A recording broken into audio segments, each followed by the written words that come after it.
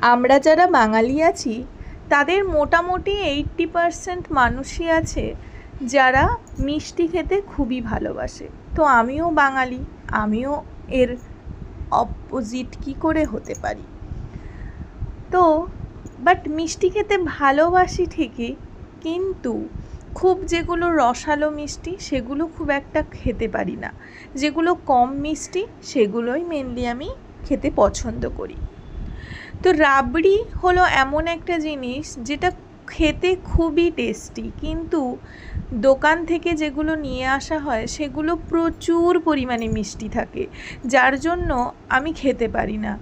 তাই আজকে কম মিষ্টি দিয়ে বাড়িতেই বানিয়ে ফেলছি বাঙালির প্রিয় মিষ্টি রাবড়ি।